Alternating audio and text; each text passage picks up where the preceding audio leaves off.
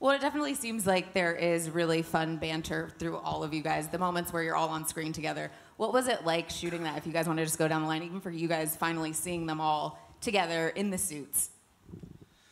Well, you know, we've made a number of these films with the individuals, or maybe two of them, but to have them all together was epic. I think that's a good word for it. Also, too, you spend so much time preparing for these movies and working on what the costumes are and the casting. So the first day that everyone was together on set in costume, you know, it's inexplicable. I mean, I had chills. It was really great. Yeah, I'm a bit of a big kid, and I kind of geeked out. I just walking around Ben and kind of pulling on his cape, and it's just surreal that I'm even here playing this guy and around these guys. And when you see, yeah, you'll see us all up there, and you'll feel the same way. So, as only Aquaman would say, he's like, yeah, you know, I was just acting like a kid pulling on Batman's cape, because I'm like, it's Batman. Oh my god. And I was like, who the fuck keeps pulling on my cape? I think that the word surreal for me is it. I remember coming to set and seeing everyone in their costumes, and I was just observing everything, and then I just started to laugh to myself, and I was like, it was surreal and crazy. Yeah, it's, you know, in these movies that have a lot of effects and green screen, you know, you have to use your imagination a lot, and it was really great to be around all these great actors, dressed the way they're dressed, looking so cool and inspiring. It felt considerably less ridiculous, you know. On the day, everyone's like, "Oh, I'm so hot in this suit. Oh gosh." Just kidding. No. It's joyous, amazing experience. It's like, yeah, I'm a big comic fan too. So it's like when everyone got together, it was like really like looking at a frame from even some of the early Justice League comics, because we have so many of the original characters. Everyone except for Cyborg, just because he hadn't been invented yet. That's okay. Change is good. Change is good. Was in the original Justice League. Even Superman, who we hope is in this one too. He's dead. So Henry's just quiet. He's just quietly sitting down there. Yeah, it was amazing. It's been amazing. Right? For me, you know, I'd watch a lot of the footage over Zach's shoulder as he's watching the dailies, and I'm geeking out looking at everybody. You know, I see everyone in their costumes, and there's this one shot where we're all together, and it's panning. Everything is great. And then we get to me, I'm like, oh, wait, we're going to get me in post. Okay, I see. Yeah, it's just an amazing and super surreal experience. On the days that I went to visit set, because I'm not in the movie. He's not in this. I actually was lucky enough to see all these guys all lined up in costume. And for me and Deborah and Chuck, I mean, it's been longer for them, but for me it's been 6 years since I started on this journey. And during Man of Steel, I never imagined that I'd be sitting up here with these other superheroes. And they are superheroes in the movie, and they are superheroes in life. And I consider it a real honor to be sitting here at the end of this line. So thank you, guys. Thank you all. All right, kiss your face. You're amazing. You hear that? That was so sweet. I gotta ask you guys have all kind of said down the line you're big fans. So who's the first person to be like, everybody getting a selfie? That wasn't me. I have a guess. I feel like they frowned on selfies. The security was very high. You had to leave your cell phone outside, and it was not like cool to take selfies. You get tackled. You try to take a selfie. You get sneaky selfies in the Batcave. You're like, look at this, it's the best. And Batman's the only one with pockets anyway.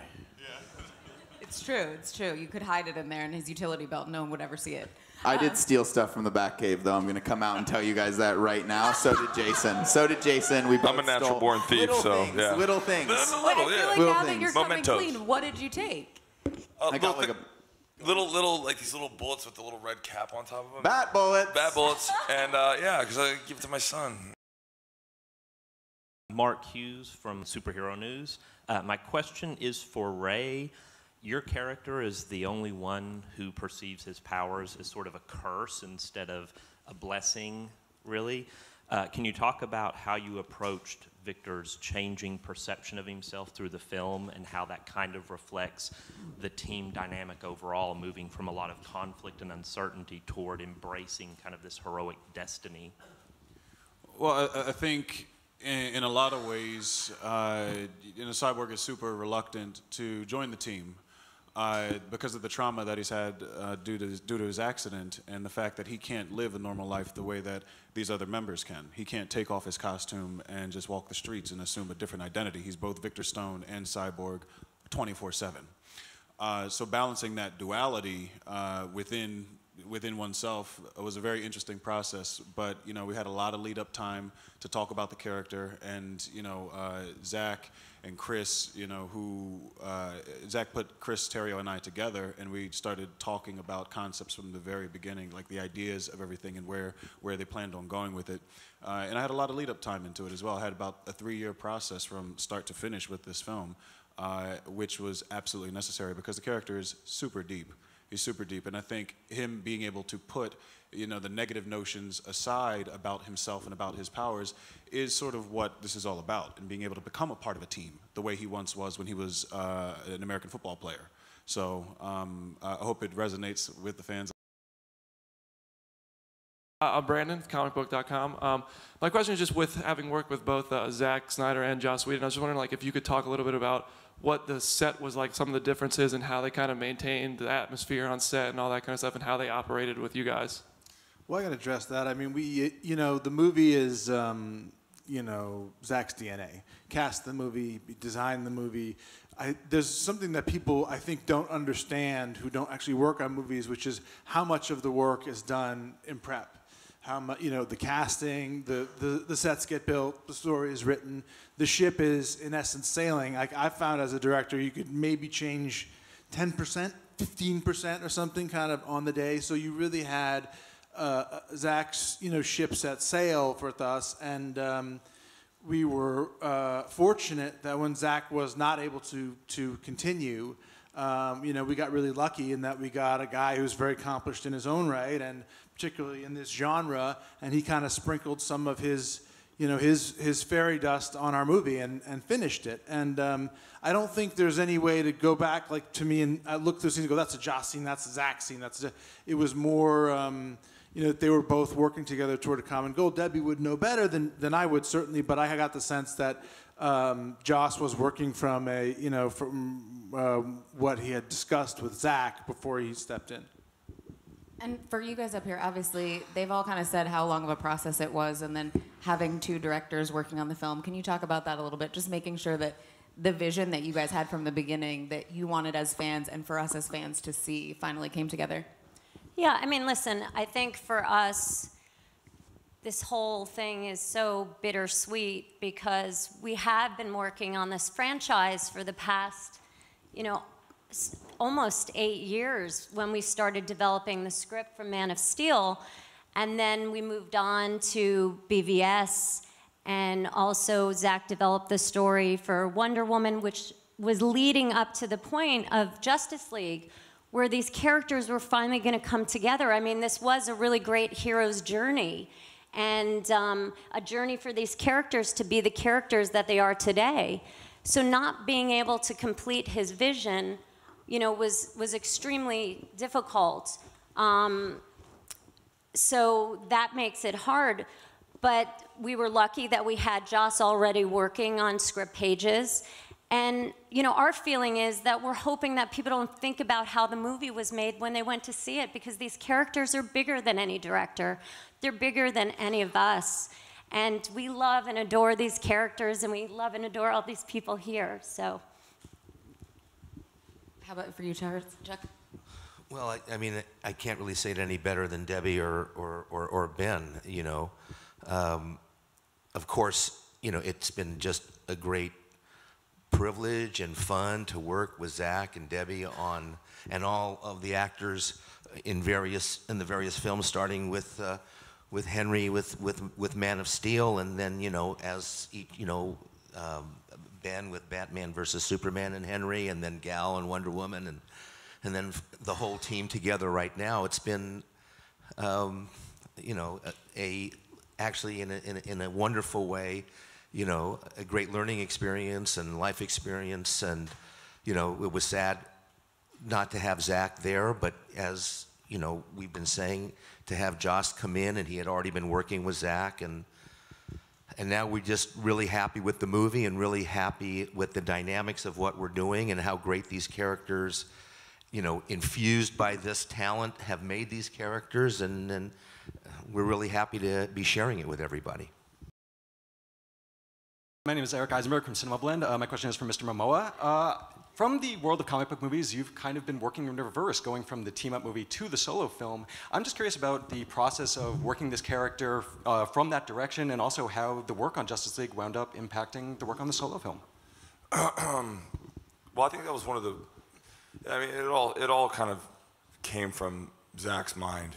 I mean, Aquaman wouldn't be here if it wasn't for him. When I stepped into his room and he told me his vision. I want people to know that, you know, in a year, you're going to understand where he came from, what happened to his mother, what happened to his father, and how he was treated in this world, and how he didn't know how to use his powers. And sometimes he saved people, and sometimes he lost people, and, you know, his human side didn't know how to cope with those things, and he would cover up those things. And so he's, you know, he's hiding behind there's a lot of layers of this guy. And I think once we do get to the solo film, you get to see the man who's going to take responsibility and help the world and become king eventually.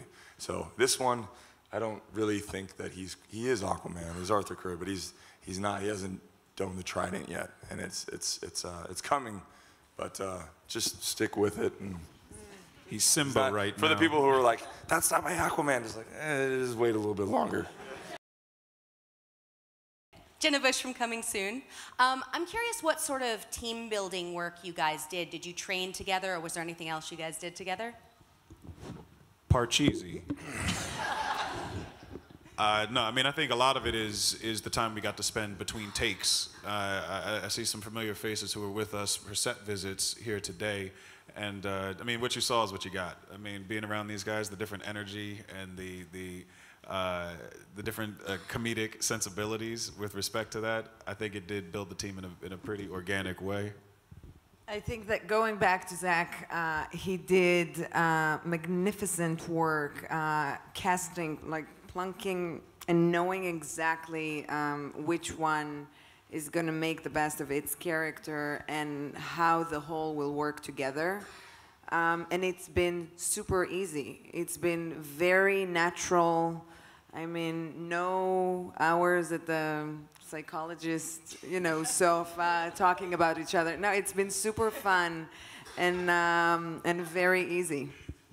I just also want to add, you know, as a producer, sometimes you go, gee, how are we going to get these guys to work together? How are we going to get them to bond? Well, we didn't have to do anything, you know.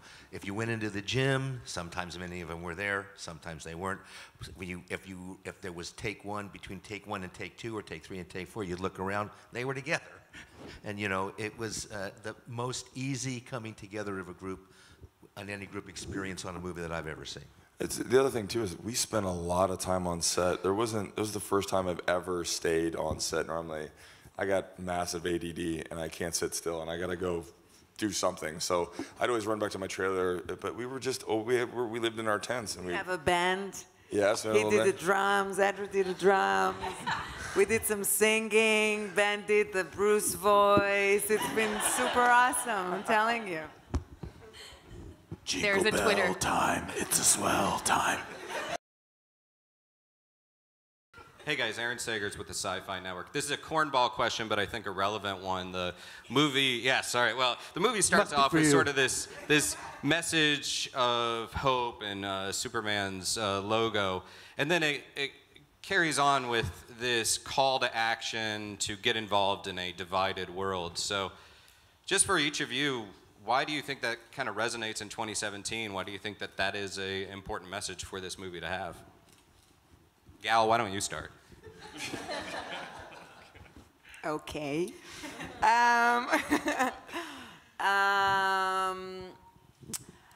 Okay, I have something. So in the real world, we don't fight monsters. We don't have aliens attacks, right? It's us creating the problem.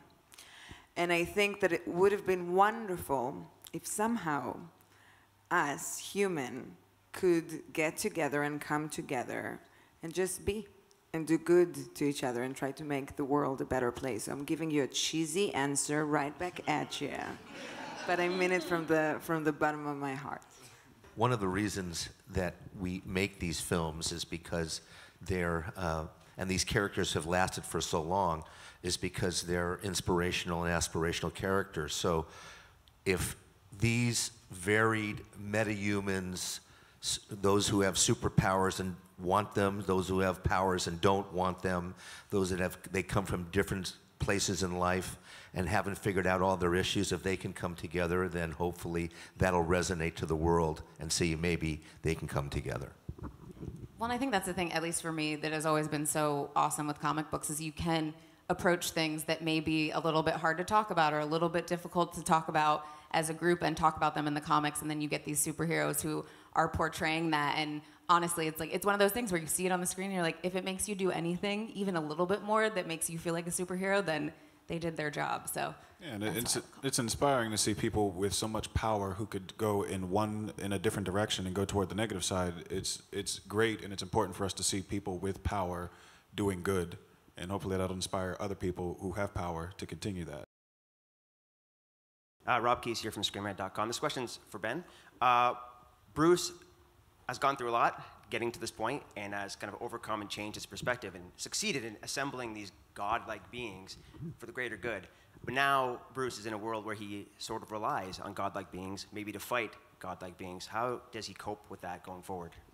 Well, you raise an interesting point, which is that Batman, who is by nature not necessarily antisocial, but pretty private, a loner. And in this movie, he's thrust into the role of having to not only work with people, but bring them together and convince them to come in there and try to be, some kind of a gel with Wonder Woman to hold all that, community effort together. And that was a really interesting, thing to play for me. And it also does take us to a more traditional version of Batman in the Justice League comics and his role with the Justice League versus the sort of less typical version we saw with Batman and Superman, where he was blinded by rage and wanted to take on Superman. So it was a lot of fun for me. I also got to have a kind of a dry wit. I got to play off Ezra, which was a lot of fun. He's so funny, and Batman is like, Bruce is always on the verge of exasperation. And it was fun to get to show some other colors for sure. Watching the team dynamic as characters is one of my favorite things about this movie, because superheroes are all just reflections of the human psyche, human personality traits, just personified and made grander. So everyone who's watching this movie will have something they can associate with when it comes to watching each one of these performances. And everyone watching this movie is going to identify with the differences between characters and the similarities between characters as well. I think these guys really, really nailed it when it came to their interaction or their lack of interaction. And ultimately, all having their eyes on the same goal, but just having no idea how to get there, which I think a lot of viewers will be experiencing in life anyway. And these guys smashed it, knocked it out the park. And Henry looks great in dream sequences and as a corpse. True statement. Fact. Really good. And if Superman had that porn mustache in the last movie, I think he would have won a lot quicker. Just one last question for all of you guys. What do you hope that the fans walk away feeling when they go and see the Justice League? If you want to just go down the line quick. I want them to want to see Justice League too. I want them to enjoy this historical moment. They've waited a long time. Yeah, it's a beautiful, amazing story. I want them to go back and watch it with more people. I am what they said. I hope that I'll enjoy the movie and find it entertaining, and I hope they'll like to watch Justice League 2, so we have more to explore. Yeah, I also hope that people just have fun and enjoy the ride and get as much enjoyment out of the camaraderie of the group as we did, in performing it. Yeah, just that exhilaration when you see a film and you really like it, and then you're excited and you can't sleep and you just think about it a lot. I hope some people have that. Yeah, if they can feel even an iota of the excitement that we felt making this film, then it will have been a success, I think. I sincerely hope that people walk away from it and they can feel what it was like for us to be a part of something so much larger than any one of us. I hope that people walk away with a sense of fulfillment from, for me personally, this is like my childhood dream, being able to watch it. Like, being in it is great, don't get me wrong, but like, I hope they feel that same sort of sense that I felt when I was a kid watching Michael Keaton, and all the other animated series and movies. I hope they feel that. For me, I hope people walk away from it just, first of all, having enjoyed it and had fun, but more importantly, to have been inspired and to walk away with a sense of hope.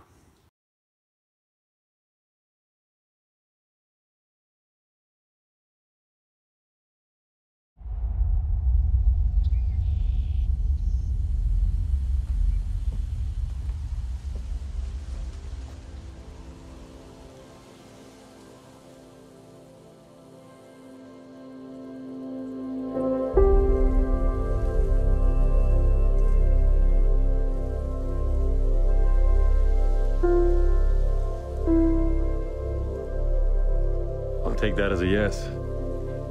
What? The ring.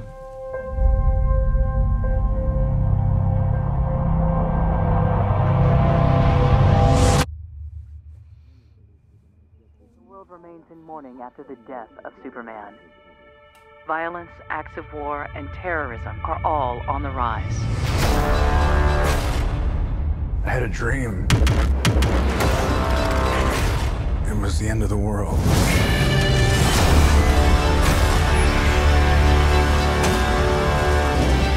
Invasion.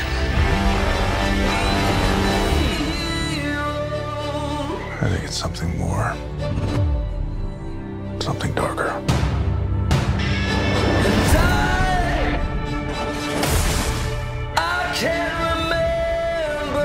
We're asking people we don't know to risk their lives. Strong man is strongest alone. You ever heard that? That's not a saying. That's the opposite of what the saying is.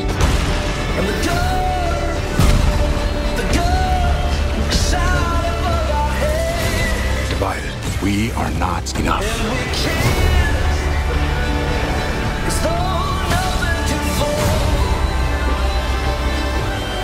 The world needs Superman.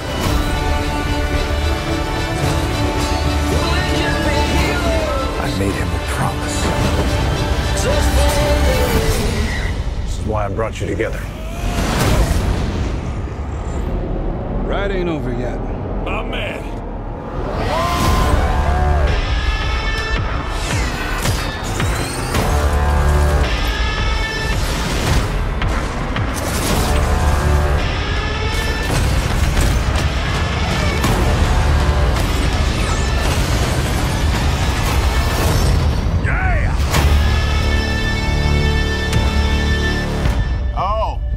Awesome.